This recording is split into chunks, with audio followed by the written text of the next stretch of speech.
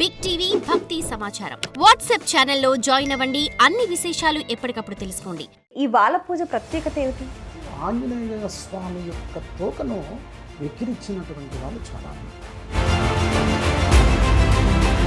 రుద్రస్వరూపాన్ని చూపెడితే ఒక్క నిమిషం చాలు. వానర్లకు భాష ఎక్కడిది? ప్రతి జీవికి కూడా ప్రతి మాటలు కూడా అట్లాగే వచ్చింది. హనుమంతుడిలో ఉన్న శక్తులు ఏంటండి? ఆయన రుద్రాంశతో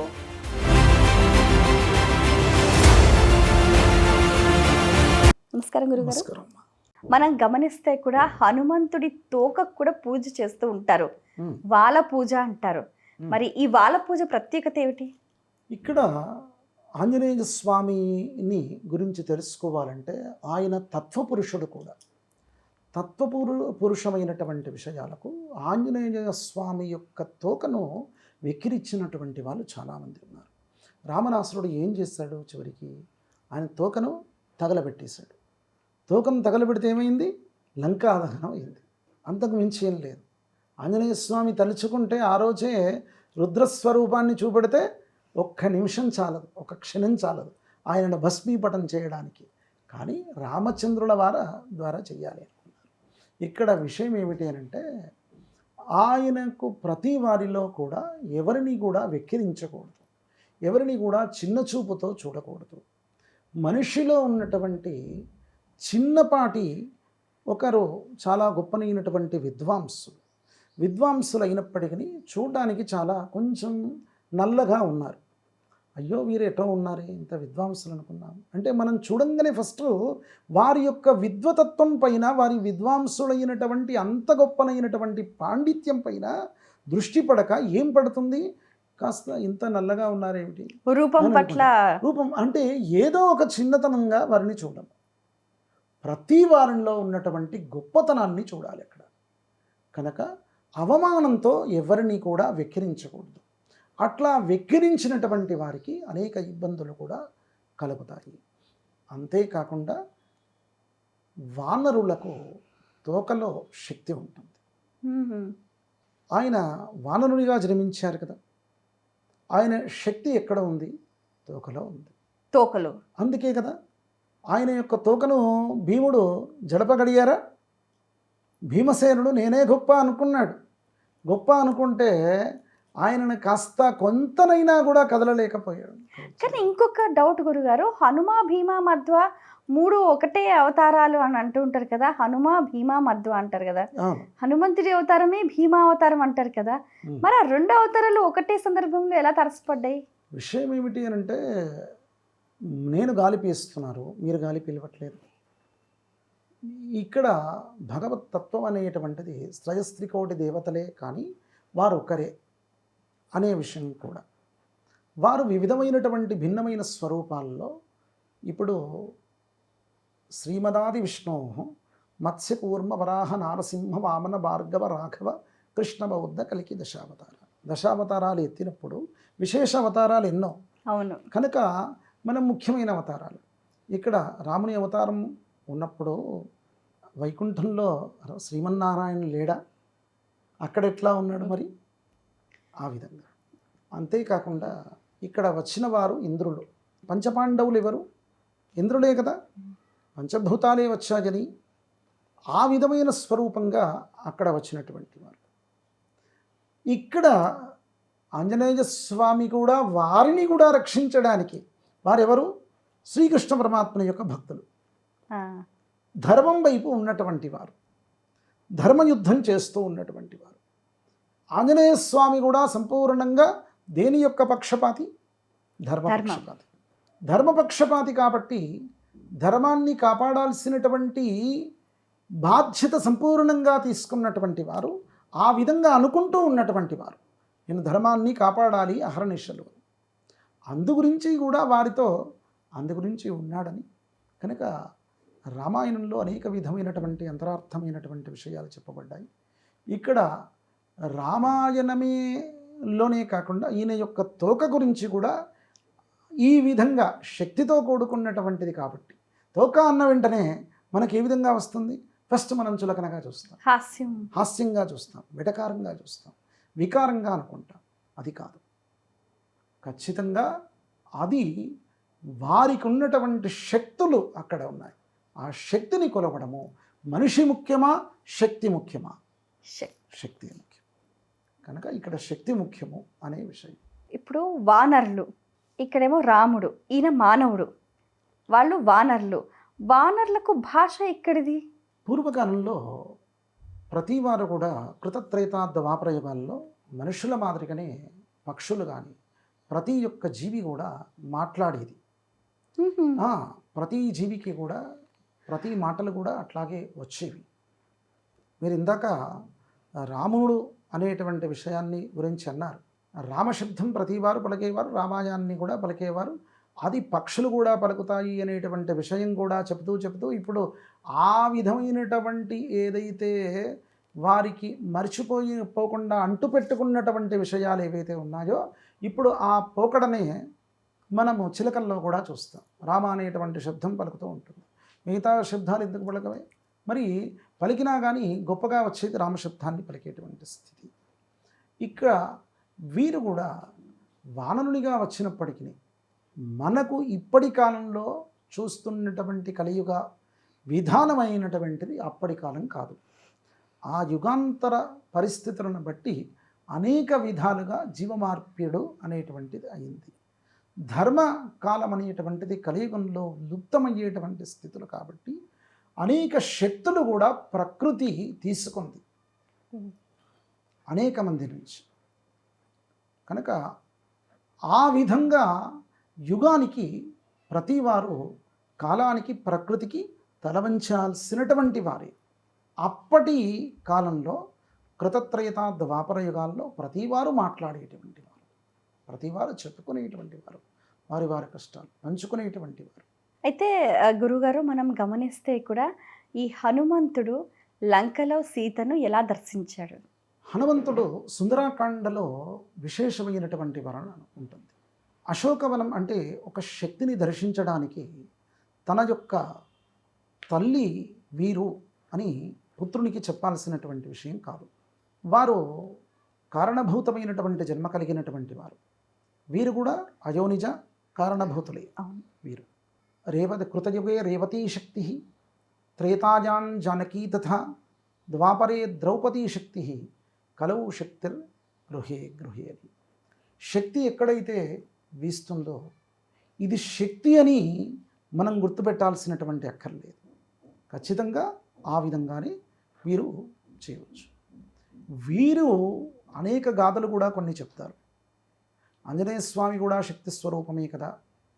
వీరు రాముల వారి యొక్క ఉంగరాన్ని చూయించడం చేత అమ్మవారు వీరు ఆంజనేయ స్వామి రామదూతనే అనేటువంటి విధంగా నమ్మారని గాథలు కొన్ని విన్నాం. అవన్నీ కూడా సమాజం కోసం చెప్తున్నటువంటి అంశం. వాళ్ళందరూ కూడా శక్తిభూతులు, వారి కారణజన్ములు. కనుక ఖచ్చితంగా చెప్పాలంటే వారికి గుర్తుపట్టేటువంటి స్థితప్రజ్ఞత ఉండదు అనేది లేదు. ఇక కొన్ని గాథలు కానీ వారు అశోకవనం కింద ఇట్లా ఈ విధమైనటువంటి విధంగా వచ్చి ఉన్నారని, సీతాదేవి యొక్క పోలికలు ఇట్లా ఉంటాయి అనేటువంటి విషయం కూడా తెలుసుకుని ఆ యొక్క విధానంతో వారు వచ్చారు అనే విషయం కూడా. వీరు సీతారామచంద్రుల వారిని ఒక మాతాపితరులుగా కొలుచుకున్నటువంటి వారు. ఇందాక చెప్పాను, తల్లిని కొడుకు గుర్తుపెట్టడం ఎంతసేపు, ఇక్కడ కూడా అంతే. హనుమంతుల్లో ఉన్న శక్తులు ఏంటండి? హనుమంతుల్లో ఉన్నటువంటి శక్తులు అతీతమైనటువంటి శక్తులన్నీ కూడా ఆయనలో ఉన్నటువంటివి. ఆయన వాయునందనుడు అనేటువంటి వారు ఒక వాయు తేజస్సరు స్వరూపమై రుద్రుని యొక్క శక్తి ఆ రూపకంగా వచ్చి అంజలి గర్భంలోకి వచ్చింది. అంజలి గర్భంలోకి ఆ రూపకంగా వచ్చింది. కానీ వచ్చిన వారెవరు? రుద్రుడు అతీతమైనటువంటి శక్తి కలిగినటువంటి వారు. ఆయన రుద్రాంశతో పుట్టినటువంటి వారు. కనుక ఆయన యొక్క శక్తి ఒక రూపకంగా ఉన్నటువంటి స్థితి కాదు. ఎవరు ఏ రూపకంగా కొలిస్తే ఆ రూపకంగా అందించేటువంటి వారు. మరి ఒక ఆరోగ్యంకే ఆంజనేయ స్వామిని కొలవాల్సిన అక్కర్లేదు, చాలామందికి తెలియదు. విద్య కోసం కూడా ఆంజనేయ స్వామి కొలవచ్చు. విద్య బుద్ధి కోసం కూడా ఆంజనేయ స్వామిని కొలవచ్చు. ఎందుకంటే ఆ రుద్రంలోంచే ఈరోజు అక్షర స్వీకారం పెట్టాలి అంటే ఏం పెడతాము? బాసర లాంటి క్షేత్రాల్లో కూడా నమశివాయ, ఓం నమశివాయ, సిద్ధం నమః అని పెడతారు. శివుని యొక్క శబ్దంతోనే ప్రారంభం అక్కడ, ఓంకార శబ్దంతో. ఆ తేజస్వరూపం ఏమిటి? ఈయన్నే. దేవుడు మనను రక్షించడానికి వివిధమైనటువంటి స్వరూపాల్లో వచ్చాడు.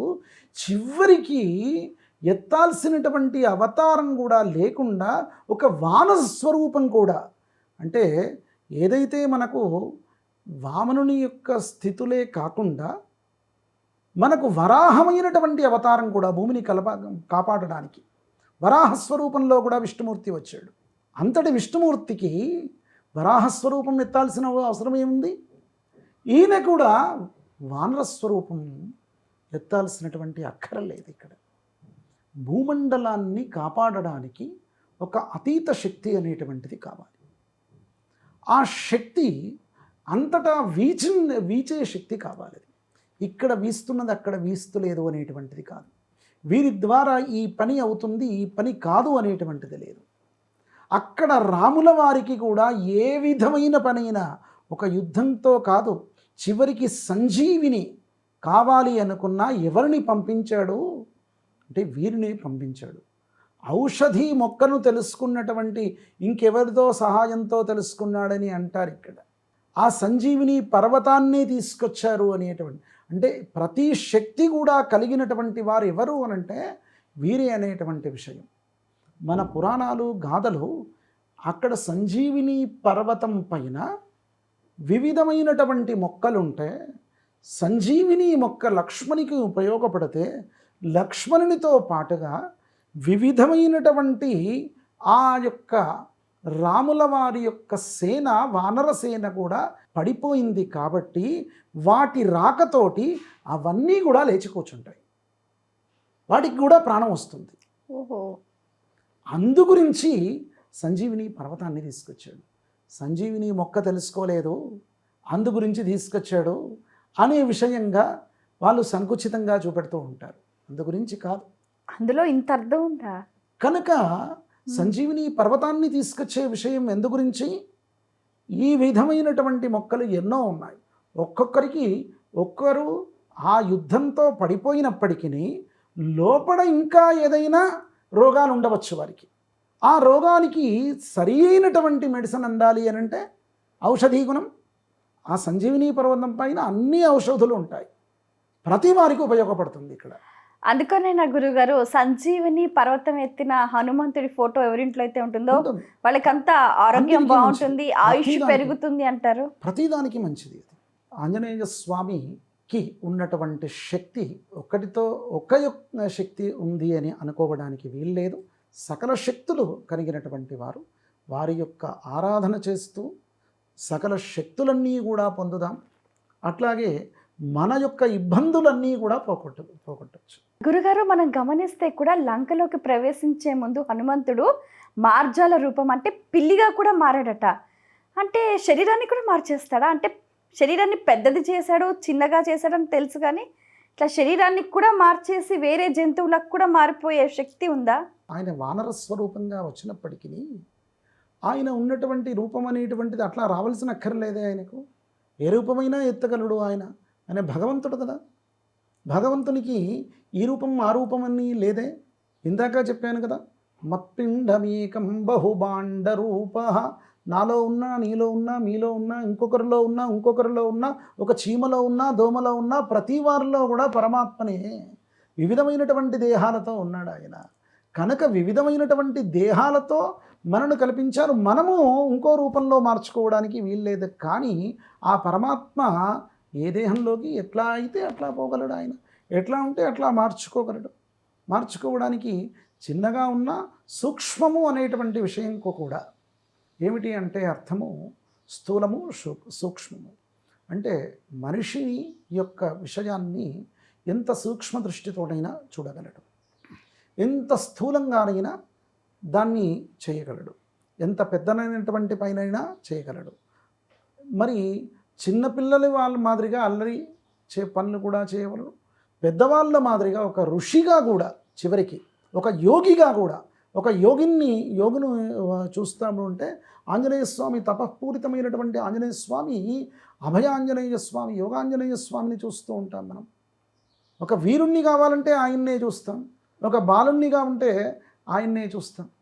కనుక ఇక్కడ వారు చిన్నగా వచ్చారా, పెద్దగా వచ్చారా, మార్జాలంగా వచ్చారా, ఇంకే స్వరూపమైనా కానీ ప్రతిదానికి కూడా ఆ పరమాత్మ ఏ స్వరూపంగానైనా వెళ్ళగలడు. ఈ హనుమంతుడికి శనిగ్రహానికి ఉన్న సంబంధం ఏంటండి? శని అనేటువంటిది ప్రధానమైనటువంటి, అందరికీ కష్టాలు పెట్టేటువంటి వారు అనగానే నవగ్రహాల్లో మొట్టమొదట మనకు శని జ్ఞాపకం వస్తాడు. అంటే మన జీవితాన్ని మార్చేటువంటి ప్రప్రథమమైనటువంటి గ్రహం వారు నవగ్రహాలను రావణాసురుడు తలకిందులుగా కట్టేసి కాలాన్ని జయించారు. కనుక లంకకి ఎవరు ప్రవేశమైనా మొట్టమొదట శని యొక్క దృష్టి పడి వారు నిర్వీర్యం అయిపోతూ ఉన్నారు. శని దృష్టి సోకితే ఏమవుతుంది? కనుక శని విశేష దృష్టి తగిలితే ఇంకా ఇబ్బందులు తప్పవు. ఆ విధమైనటువంటి సందర్భంలో మీరు ఇందాక అడిగారు, ఈయన మాత్రము తిన్నగా రాకుండా దొడ్డిదారిలో వచ్చాడు. ఈయన ఎవరు? ఆంజనేయ స్వామి. అందరూ కూడా ఎట్లా వస్తారు? మీరు మా ఇంటికి ఎట్లా వచ్చారు? కనుక ద్వారంలోంచే, ముఖద్వారంలోంచే రావడం కదా. ప్రతివారు కూడా లంకకు ముఖద్వారం నుంచి వచ్చేసరికి ఈయన యొక్క దృష్టి పడిపోతూ ఉన్నారు, ఇబ్బందులు అవుతూ ఉన్నాయి శని దృష్టి చేత. ఇక్కడ ఆంజనేయ స్వామి మాత్రము దొడ్డిదారినే వచ్చాడు కాబట్టి ఈయనలోనికి దొడ్డిదారిలో వచ్చినటువంటి విషయాన్ని పసిగట్టినటువంటి శనైశ్వరుడు పిలిచి ఆయన వేడుకున్నాడు. ఈయన, అయ్యా, ఈ రావణాసుని వద్ద బందీగా ఉన్నాను, మమ్మల్ని బంధ విముక్తుల్ని చేస్తే మీకు వరం ఇస్తావయ్యా అనంటే, లేదు నిన్ను బంధ విముక్తుల్ని చేస్తే ఇప్పుడు నువ్వు అందరినీ చూస్తున్నావు, నన్నే చూస్తే కష్టం అవుతుందయ్యా అంటే, లేదయ్యా మీకు ఖచ్చితంగా వరం ఇస్తాను అనేటువంటి విధంగా నీ పాదదాసుడై ఉంటాను అని చెప్తాడు. అందుకోసమే ఆంజనేయ స్వామి యొక్క పాదాల వద్ద శనైశ్వరుడు ఉంటాడు అనేటువంటి విషయం కూడా ఉంది. కనుక ఎప్పుడైతే ఆంజనేయ స్వామి ఆ నవగ్రహాలను బంధవిముక్తుల్ని, శనైశ్వరుని కూడా బంధవిముక్తుల్ని చేస్తారో, ఆ శని రావణాసుని చూశాడు ప్రత్యేక దృష్టి చేత, రాముడు గెలిచాడు. అందుకే కనుక ఆ ఆంజనేయ స్వామి యొక్క ఆరాధన ఎందు గురించి? ఈయనకు వరం ఇచ్చాడు కదా. ఎవరి చేత బంధ విముక్తుడయ్యాడో ఈ యొక్క శనైశ్వరుడు, ఆయన ఇబ్బందులన్నీ, శని యొక్క ఇబ్బందులు పోగొట్టినవాడు. మన అందరినీ ఇబ్బంది పెట్టేవాడు శనైశ్వరుడు అయితే, ఆ శని ఇబ్బందులు కూడా పోగొట్టిన వారు ఎవరయ్యా అంటే ఈ ఆంజనేయ స్వామి. కాబట్టి ఆయన ఇబ్బందులు పోయాయి కాబట్టి ఈయనకు వరం ఇచ్చారు. కనుకనే ఆంజనేయ స్వామి యొక్క ఆరాధన చాలా శ్రేష్టము. అట్లా చేయడం చేత మనం శనివారం కానీ మంగళవారం కానీ ఆంజనేయ స్వామికి విశేష ఆరాధన చేయడం చేత ఖచ్చితంగా వీరికి ఆ యొక్క ఇబ్బందులు పోతాయి. శని సంపూర్ణంగా వరాలు కూడా ఇస్తాడు. హనుమంతుడికి చేసే ఆకుపూజలో ఉన్న విశిష్టత మీ మాటల్లో. ఆకుపూజ అన్న వెంటనే తత్వగుణానికి సంబంధించినటువంటి అంశాలు. ఈయన ఆంజనేయ స్వామి తన యొక్క శక్తిని తనే తెలుసుకోలేనటువంటి స్థితులు కూడా కొన్ని రామాయణంలో కనబడుతూ ఉంటాయి. సముద్రాన్ని దాటేటువంటి క్రమంలో ఎవరు దాటుతారని చూస్తూ ఉంటే ఆంజనేయ స్వామి అనుకుంటాడు, పెద్దవాళ్ళు చాలామంది ఉన్నారే, వాయు ఉన్నాడు, సుగ్రీవుడు ఉన్నాడు, ఇంకేదో చాలామంది ఉన్నారు, నా వరకు రాదు అని అనుకున్నాడు. అప్పుడు అందరూ కూడా కొలిచింది ఎవరిని? ఆంజనేయ స్వామిని. అప్పటి వరకు తన బలం తనకే తెలియదు. కొలిచిన ఆయన ఆ యొక్క సముద్ర తీరంలో అడవిలో ఉంటారు వాళ్ళందరూ కూడా. అడవిలో ఉన్న సందర్భంలో అక్కడ ఏం దొరుకుతాయి? ఆకులు అలములే కదా. వారికి అందుబాటులో ఉన్నటువంటి ఆకులన్నీ కూడా ఆయన పైన వేస్తూ ఆయన యొక్క బలాన్ని, అంతఃపూరితమైనటువంటి బలం ఏదైతే ఉందో బహిర్గతం చేయడానికి, నువ్వు ఇది కాదురా, నీ తత్వం ఇది, అసలు విషయం ఇది అనే విషయం ఆయనకు తెలిపిడి చేయడానికి వారికి అర్చన చేశారు అక్కడ ఉన్నటువంటి వారు, ఆ వానరసేన. ఎట్లా అయ్యా కొలిచింది అని అంటే ఆకులతో కొలిచారు. ఆకులు చల్లనైనటువంటి గుణాన్ని కలిగినటువంటివి కనుక ఆ చల్లనైనటువంటి గుణం తత్వ ఏదైతే ఉందో రజోగుణం లోపం నుంచి పోయి సాత్విక గుణం ఏర్పడేటువంటిది. కనుక వివిధమైన ఆకులు వేశారు కాబట్టి వివిధమైనటువంటి తన ఆ సంతుష్టి అయి వానరసేన కొలిచేటువంటి దానికి సంతుష్టి అయి ఆయన సముద్రం దాటాడు అనేటువంటి విషయం కూడా, ఇంకో విషయం కూడా చెప్పబడుతుంది. ఈ యొక్క తమలపాకులు కానీ మిగతా పరమైనటువంటి అంశాలు కానీ అవన్నీ కూడా అవి పైకి లోపల రజోగుణం ఉన్నటువంటిది, పైకి మాత్రం సాత్విక గుణం ఉన్నాడు, చల్లగా ఉండేటువంటి విషయాలు. కనుక ఆంజనేయ స్వామి కూడా సంతుష్టి చెంది ఎప్పుడైతే ఈ ఆకులతో తన రూపమంతయు కూడా వింతగా మారుతుంది అనేటువంటి విషయం కూడా, వింతైనటువంటి రూపాన్ని చూసి ఆహా ఎంత ఆనందంగా ఉంది, నాకు ఉంటే ఇట్లా ఉండాలి అనుకున్నాడు. కనుకనే అప్పటి నుండి ఆకులతో ఎవరైతే అర్చన చేస్తారో వారికి వరాలు ఇస్తారు. గురుగారు, ఆ హనుమంతుడికి జిల్లేడాకులతోటి కూడా దండ వేస్తూ ఉంటారు, అందులో ఉన్న ఆంతర్యం? ఆంజనేయ స్వామి సూర్యుడిని మింగుతాడు. అంటే ఒక ఫలము అనుకొని, ఆట వస్తువు అనుకొని ఆయన సూర్యుడిని కూడా మింగుతాడు. సూర్యుని యొక్క తేజస్సు ఎంత ఉంటుంది మనం చూడలేము. ఒక నిమిషం సూర్యుడిని గట్టిగా చూసే స్థితి ఉంటుందా మనకు? ఉండదు. కనుక ఒక పండు అనుకొని సూర్యుడినే మింగేస్తాడు. మళ్ళీ కూడా ఆయన నుంచే బయటకు వస్తాడు అనే విషయం కూడా. ఎప్పుడైతే ఆ సూర్యుడిని మింగాడో సూర్యుడు వేడుకుంటాడు లోపలికి వెళ్ళి, నన్ను వదిలిపెట్టరా నాయనా, నేను నీలో నుండి బయటకు రాలేకపోతున్నాను అనేటువంటి విషయంగా వదిలిపెడతాడు. నాకు నీ స్వరూపంలో నీకు నా ద్వారా అర్చన కలిగితే నేను వాళ్లకు సకల విధమైనటువంటి మంచి చేస్తాను అనే విషయంగా ఆ సూర్యభగవానుడే వేడుకుంటే వదిలేస్తాడు. కనుక సూర్యుడిని కొలిచేటువంటి విషయాల్లో జిల్లెడు చెట్టు కూడా సూర్యతత్వం కలిగినటువంటిది, ఔషధీ గుణం కలిగినటువంటిది, అత్యంత సూర్యుల్లో ఉన్నటువంటి తేజోగుణపరమైనటువంటి కిరణాలు ఏవైతే ఉన్నాయో అవన్నీ ఎక్కువ ఇమిడేటువంటి ఆకుల్లో ఈ జిల్లెడాకులు కూడా ఒకటి. కనుక ఆ జిల్లెడాకులతో స్వామివారికి ఆరాధన చేయడం ఎందుకు అనంటే, అనారోగ్య స్థితులు ఆరోగ్యం భాస్కరాదిచ్చేత్, సకల ఆరోగ్యాలకు కారణభూతుడు భాస్కరుడు సూర్యభగవానుడు. కాబట్టి ఆ భాస్కరుని యొక్క అనుగ్రహం కూడా వీరికి చేయడం చేత అవుతుంది అనే విషయాన్ని ఆ యొక్క ఆరాధన క్రమం చేత, అంటే జిల్లెడాకుతో ఆంజనేయ స్వామికి ఆరాధన చేయడం చేత, సూర్యునికి తిన్నగా పూజ చేయలేమే, ఏదో అర్ఘ్యాలు ఇవ్వగలుగుతాము, ఇంకేదో విధంగా చేయగలుగుతాము. వచ్చి షోడశోపచార పూజలు అంటే ఒక బింబస్వరూపంలో కూర్చొని చేయలేం కదా. కనుక మీరు ఆంజనేయ స్వామికి చేసుకోవచ్చు, ఒక సూర్యునిగా భావన చేసి, ఎందుకంటే ఆయనలో ఉన్నవారు, ఆయన నుంచి ఆయన దేహంలో ఉండి బయటకు వచ్చినటువంటి వారు. ఆంజనేయ స్వామి యొక్క ఆరాధనలో జిల్లెడాకుకు అందు గురించి ప్రత్యేకత అనేటువంటిది చెప్పబడింది. గురుగారు, హనుమత్ ఆరాధనలో భాగంగా హనుమంతుడి గురించి ధ్యానం చేయటము, ప్రదక్షిణాలు చేయటం కూడా ఫలితాలు ఇస్తుందంటారు, నిజమేనా? మనము ప్రదక్షిణము అనేటువంటి విషయంగా ఉంటే దేవాలయ ప్రదక్షిణం అందరికీ తెలిసింది, ప్రతి ఏ దేవాలయానికి వెళ్ళినా. అట్లాగే ఆత్మ ప్రదక్షిణం అన్నిటికంటే ముఖ్యమైనటువంటిది. ఎందుకు అనంటే, మన ఆత్మను మనము మన చేతిలో పెట్టుకునేటువంటి స్థితి ఉండాలి. ఎవరిపైన చెడు మాట్లాడకూడదు, ఉగ్రావేశంతో ఉండకూడదు, సందర్భోచితమైనటువంటి మాట రావాలి. మనము సూక్ష్మబుద్ధితో మనము చేసేటువంటి పనిపైన చెయ్యాలి. అట్లాగే ఎదుటివారికి ఒక ఉద్యోగం చేస్తాం, అత్యంత నమ్మకంగా చెయ్యాలి. ఉద్యోగికి ఎవరు నమ్మకస్తులరా అంటే మొట్టమొదట మనమే జ్ఞాపకం రావాలి. ఈ విధమైనటువంటి తత్వబోధ చేసేటువంటి వారెవరు? అట్లాగే ఊరికే ఈ విధమైనటువంటి సాత్విక గుణమే కాదురా, నాలో మరి సకల విజయాలు, ఎదుటివారి శత్రువు రాక్షసులు కూడా వచ్చినప్పుడు వారికి కూడా ఆంజనేయ స్వామిని చూసి నిద్రపట్టనటువంటి స్థితులు ఉన్నాయి. కనుక వారి వెనకాల ఆంజనేయ స్వామి ఉన్నాడురా నాయన, వారిని ఏం చేయలేము అని. కనుక అట్లాంటి వారికి ఆ విధమైన స్వరూపంలోనే కనబడ్డాడు. ఇక్కడ వారికి చేసేటువంటి క్రతువులు ఏవైతే ఉన్నాయో ప్రతిదీ కూడా చాలా శక్తితో కూడుకున్నటువంటివి. కనుక ఆ శక్తులన్నీ కూడా ఆ విధంగా చేయడం చేత మనకి ఇస్తాడు.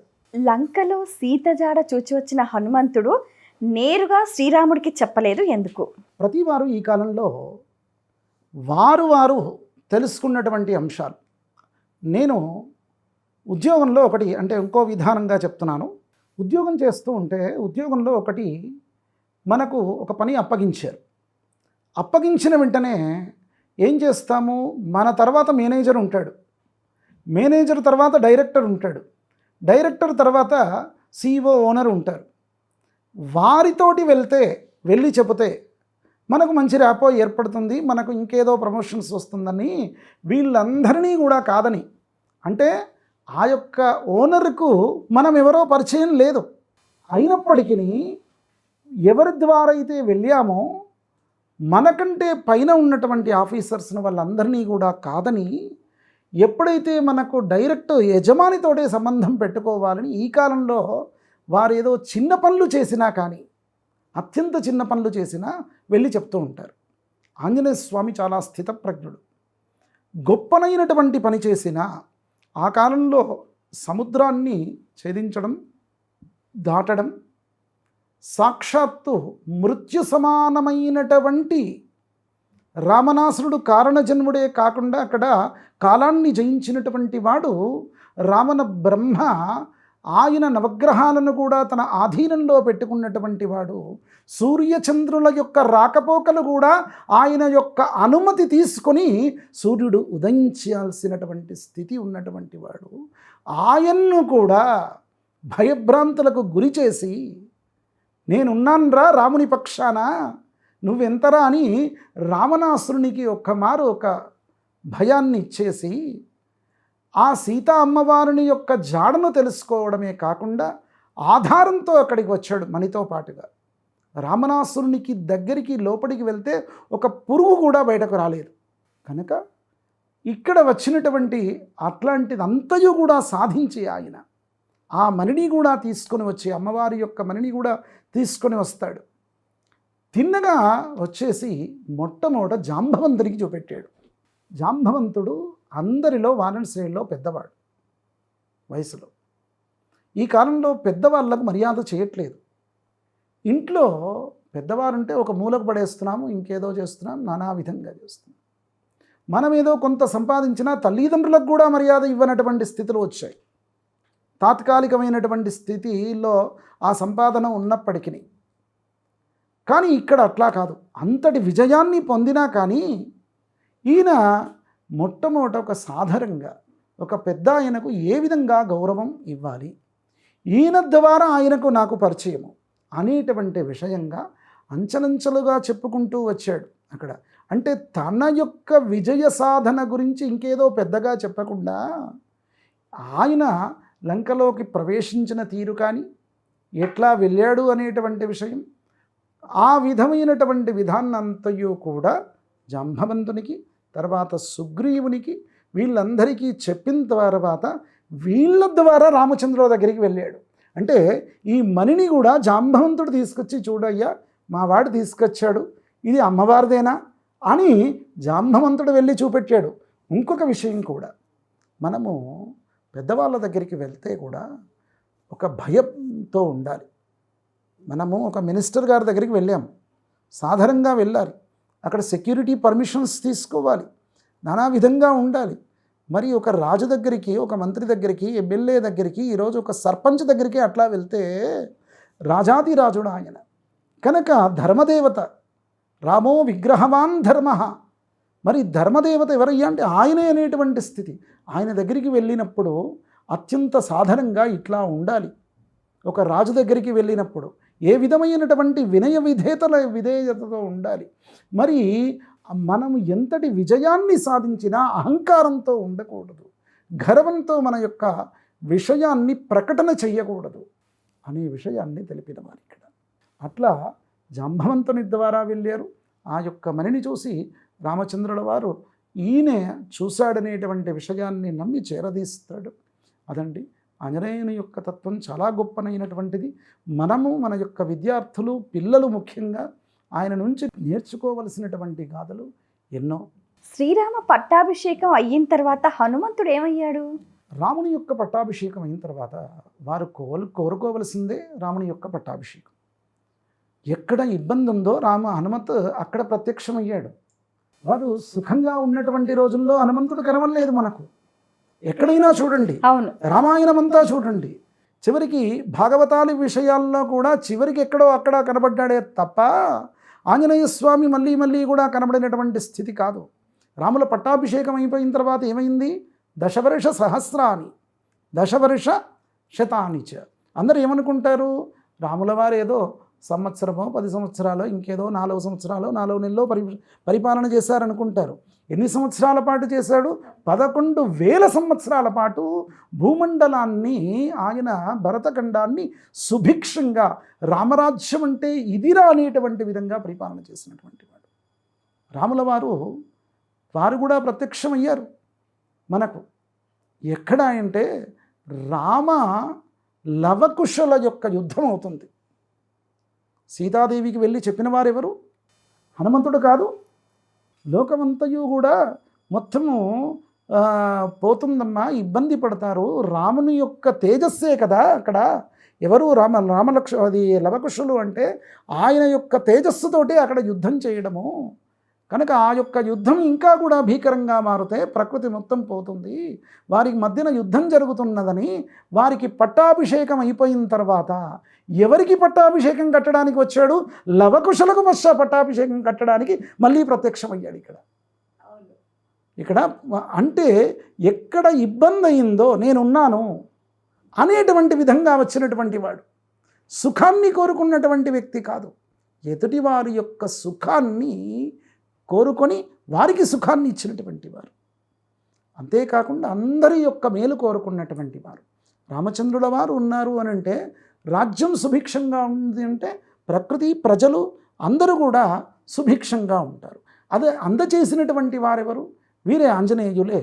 మన అందరి యొక్క మేలును కోరుతూ ఎక్కడ ఉండాలో అక్కడ ఉన్నారు. ఇక్కడ హనుమంతుడు కూడా భవిష్యత్ బ్రహ్మ అని అంటారు, నిజమేనా? బ్రహ్మదేవుని యొక్క మానసపుత్రుడు ఈయన. బ్రహ్మదేవుని యొక్క మానసపుత్రుడు ఎందుకయ్యాడంటే ఈయన వజ్రాయుధం ఇంద్రుడితో పోట్లాడైపోయి సూర్యుడిని మింగాడు. ఇంద్రుడు వచ్చాడు, ఇంద్రునితో పోట్లాట, ఐరావతాన్ని కూడా కుదిపించాడు. ఇవన్నీ అయ్యేసరికి ఇక లాభం లేదని ఇంద్రుడు తన యొక్క వజ్రాయుధాన్ని ఈయన పైన విసిరాడు. వజ్రాయుధంతో మూర్ఛపోయినటువంటి సందర్భంలో వాయువు ఎక్కడదక్కడ ఆయన యొక్క వాయు వీచడం అనేటువంటిది ఆపేశాడు. వాయువు లేకుంటే, గాలి లేకుంటే మొత్తం చతుర్దశ భువనాలన్నీ కూడా అల్లకల్లోలం అవుతూ ఉంటాయి. బ్రహ్మాది దేవతలందరూ కూడా వచ్చేసి వాయును వేడుకుంటే నా యొక్క పుత్రునికి ఈ విధమైనటువంటి గతి పట్టించారే, కనుక అందుకోసం ఈ విధంగా అవుతుంది అని చెప్తే నేను ఊరుకునే ప్రసక్తి లేదు, వానికి విషయం చూడండి అని అంటే బ్రహ్మాది దేవతలు వారికి వరం ఇస్తాడు. వీరికి ఏ యొక్క వజ్రాయుధం కూడా ఈయనను ఛేదించలేదు. ఈయనకేమీ కూడా కాదు. ఈయన యొక్క ఆయుక్షీణం అనేటువంటిది ఈయన చేతిలోనే. ఈయన యొక్క సంపూర్ణంగా ఈయన చిరంజీవి. లోకం ఎంతకాలం పాటు ఉంటుందో ఆంజనేయ స్వామి ఏదో ఒక స్వరూపంలో మన వెంట ఉంటాడు అనేటువంటి విధంగా బ్రహ్మదేవుడు ఈయనకు వరాన్నిచ్చి, ఆయన ఊరికే వరాన్ని ఈయన తండ్రి కోరాడు కాబట్టి ఇవ్వడం కాదు, ఈయన యొక్క గుణగణాలు తెలుసు కాబట్టి మమకారంతో ప్రేమతో వారు ధారపోసారు ఇక్కడ శక్తులన్నీ కూడా. లేదురా వీడు కొట్టాల్సినటువంటి వ్యక్తి కాదు, ఏదో ఒక చిన్నతనంలో ఆ సూర్య భగవానుణ్ణి కూడా తేజోవంతుణ్ణి మింగాడంటే అంతటి శక్తివాన్వితమైనటువంటి వాడు వీడు. కనుక ఈయన యొక్క శక్తిని తెలుసుకొని ఇంకా కూడా బ్రహ్మాది దేవతలు ఆయనకు శక్తినిచ్చినటువంటి వారు. బ్రహ్మదేవుని యొక్క మానసపుత్రుడు ఆయన. కనుక బ్రహ్మతత్వం కలిగినటువంటి వారు కాబట్టి ఆయన యొక్క పుత్రుడు అనేటువంటి విషయంగా ఉంటే ఎట్లా ఉంటాము? ఆత్మా వై పుత్రనామాసి అని చెప్పబడుతూ ఉంటుంది. అంటే పుత్రుడు అంటే ఊరికే కాదురా, వారి యొక్క ఆత్మ మొత్తం, వారి తేజస్సంతయు కూడా వీరిపైన వీస్తూ ఉంటుంది. కనుక బ్రహ్మదేవుడు ఎందుకు ఆంజనేయ స్వామి ఎందుకు బ్రహ్మ అయినాడు? పంచమైనటువంటి బ్రహ్మ తేజస్సు కలిగినటువంటి వారు, అందుకోసం ఆయనే కూడా బ్రహ్మ అయ్యారు. శ్రీరాముడు అంతటి వాడే హనుమంతుడిని పూజించారంటారు, నిజమేనా? ఈ కాలంలో అందరూ తెలుసుకోవలసినటువంటి అంశం. శివాయ విష్ణురూపాయ శివరూపాయ విష్ణవే. శివరాత్రి రోజున ఆంజనేయ స్వామికి శ్రీరామచంద్రుడు కొలిచారు అంటే అది రుద్రస్వరూపం, విష్ణుస్వరూపం. విష్ణుమూర్తి శివరాత్రి రోజు రాత్రి వేళ లింగోద్భవ కాలంలో విష్ణుమూర్తి వారిని కొలిచారు. వైకుంఠ చతుర్దశి కార్తీక మాసంలో శుద్ధ చతుర్దశి వస్తుంది. చాలామందికి తెలియదు మహాశివరాత్రి ఎంతటి పర్వ దివసమో విష్ణు భక్తులకు ఈ యొక్క వైకుంఠ చతుర్దశి కూడా అంత గొప్పనైనటువంటి తిథి. రాత్రి వేళలో సహస్ర కమలాలతో విష్ణుమూర్తి యొక్క ఆరాధన చేశాడు. ఇరువురు ఆరాధన చేసుకున్నటువంటి వారే. శివుణ్ణి కొలిస్తే విష్ణువు ఇచ్చే వరాలు వస్తాయి. శివుణ్ణి ఆ విధంగానే విష్ణుమూర్తిని కొలవడం చేత శివుడు సంతుష్టుడై సకల విధమైనటువంటి సౌభాగ్యాలను ఇస్తాడు. కనుక పురాణ గాథల్లో ఎక్కడికి వెళ్ళండి. ఇప్పుడు రామేశ్వరం ఉంది, ఎవరు స్థాపితం చేసినటువంటిది? మరి ఎన్నో విధమైనటువంటి క్షేత్రాలు ఉన్నాయి. రాముల వారు స్థాపితం చేసినటువంటి లింగాలు చాలా ఎక్కువగా ఉన్నాయి. కనుక రాముల వారు ఖచ్చితంగా వారికి పూజ చేశారు, శివుడు కూడా వీరికి పూజ చేసినటువంటి వారికి. ఆ ఇరువురు కలిపి ఒకటే ఒక శక్తి. కానీ మనకు ఆ తత్వము తెలియక అక్కడ విష్ణుతత్వము శివతత్వము రెండూ కూడా ఒకటే. శివాయ విష్ణురూపాయ శివరూపాయ విష్ణవే. కనుక వారు వీరికి పూజ చేసినటువంటి విషయాలు ఎన్నో విధమైనటువంటి ఆధారతుల్యమైనటువంటి అంశాలు కనబడుతూ ఉన్నాయి. యుగాంతర ధర్మాలు అయినా కానీ అవన్నీ కూడా ఇంకా కూడా ఆధారాలు ఎక్కువగానే కనబడుతున్నాయి. కానీ మనకు వీరు వేరు అనేటువంటి భేదం లేదు. పిశాచ బాధలకు అసలు హనుమంతుని ఆరాధన గొడ్డలి పెట్టు వంటిది అంటారు. ఏ విధంగా? భూత ప్రేత పిశాచాలన్న వెంటనే ఎక్కడో జ్ఞాపకం వస్తుంది, ఎవరో ఏదో చేశారు, ఇంకేదో చేశారనే విషయం అనుకుంటారు. ఎవ్వరు ఏమి చేసిన వారు కాదు. మనం చేసినటువంటి తప్పులే మన వెంట ఉంటాయి. కనుక మనను ఆ యొక్క తప్పులు చేయకుండా చేసేటువంటి దేవతలు కూడా ఉంటారు. అంటే యుక్తాయుక్త విచక్షణ జ్ఞానరహితంగా మనం ఉంటూ ఉంటాం. కానీ భగవంతుడు మనకు జ్ఞానాన్ని ఎందుకోసం ఇస్తాడు? జ్ఞానంతో ఉండాలి, మనం పశువులం కాదురా అనేటువంటి విషయం. జ్ఞానరహితంగా ఉండేటువంటి స్థితి ఉండేసరికి ఆ జ్ఞానంతో ఉండేటువంటి విధానంగా మనం ఒక దారిలో చక్కగా ఉండేటువంటి దైవం ఎవరు అంటే ఆంజనేయ స్వామి. ఆ ఆంజనేయ స్వామికి మన యొక్క వెనక భాగంలో, మన యొక్క వెనకనే దేహంలోనే పుష్టే పినాకీ తిష్టతు పురతశూలీ తిష్టతు, ఆ యొక్క శాకిని ఢాకిని అవన్నీ కూడా ఎక్కడో ఉండవు, వెనక భాగంలోనే ఉంటాయి. ఆ వెనక భాగంలోనే ఉన్నటువంటిది ఒక బుద్ధి స్వరూపంలో ఉంటాయి, చెడు బుద్ధి స్వరూపంలో. దాన్ని అణిచేసి మంచిని పైకి తీసేటువంటి స్థితి చెయ్యాలి. అందుగురించి ఆంజనేయ స్వామికి అది ప్రత్యక్ష ఉదాహరణ పూరితమైనటువంటి అంశము. ఒక స్త్రీని నమ్మినటువంటి స్థితిలో రామచంద్రుల వారు కూడా తన యొక్క భార్యను కూడా ఎవరి ద్వారా నమ్మారు? ఆంజనేయ స్వామి ద్వారా నమ్మారు. అట్లాగే లంకను ఛేదించేటువంటి క్రమంలో అనేక విధమైనటువంటి రాక్షసులు, వాళ్ళందరినీ కూడా కొట్టడం చాలా కష్టం. వారిని ఒక చెటన వేలతోటే తీసేశాడు ప్రతి వారిని. చివరికి రామనాసురుని లాంటి వారిని కూడా బెదిరించి భయభ్రాంతులు పెట్టేసి వచ్చేశాడు. కనుక రామనాసురుడు ఎవరో కాదు, మనలో ఉన్నటువంటి కామక్రోధాలే రామనాసురుని యొక్క స్వరూపం. అక్కడ రామాయణంలో రామనాసురునికి ఒక గాథ స్వరూపంలో చూపెడితే ఇక్కడ ప్రత్యక్ష స్వరూపంలో ఉంటాయి. ఫస్ట్ మన దగ్గర నుంచే మనకు విమర్శ ప్రారంభం చేసుకోవాలి. మనం చేసినటువంటి తప్పులే, పొరపాట్లే ఏదో ఒక స్వరూపంతో, ఒక భూత ప్రేత స్వరూపంతో, రాక్షస స్వరూపంతో మన చేత చేయించాయి. కనుక వాటి నుండి విముక్తి కావడానికి ఈ ఆంజనేయ స్వామి యొక్క ఆరాధన ఈ కాలంలో ప్రతి వారికి అవసరం. ఆయన యొక్క ఆరాధన చేసుకొని రావణాసురుని యొక్క, ఆయన ఇంతటి విద్వాంసుడు, చాలా వేదశాస్త్రాలను ఆపోషణ పట్టడమే కాకుండా కాలాన్ని జయించినటువంటి వాడు, నిరంతరం కూడా కామం అనేటువంటి కామపిశాచంతో ఉండడం చేత ఆయన లాంటి వారికి కూడా ఇట్లాంటి ఇబ్బంది పట్టింది. అట్లాంటి ఆ యొక్క పిశాచిని తొలగించినటువంటి వాడు ఈయన. కనుక మనలో ఉన్నటువంటి పిశాచత్వాన్ని, రాక్షసత్వాన్ని ఈయన యొక్క అనుగ్రహం చేత మనం తొలగించుకోవచ్చు ఈ కాలంలో. చాలా సంతోషం అండి, మీ అమూల్యమైన సమయాన్ని కేటాయించి ఎన్నో విషయాలను వివరంగా మా అందరికీ తెలియజేసినందుకు ధన్యవాదాలు. శుభం. వీక్షించారు కదండి, ఇది ఇవాల్టి మన ప్రత్యేకమైన కార్యక్రమం. మరో కార్యక్రమంలో మళ్ళీ కలుసుకుందాం. అంతవరకు సెలవు, నమస్కారం. For more videos like this, subscribe Big TV channel.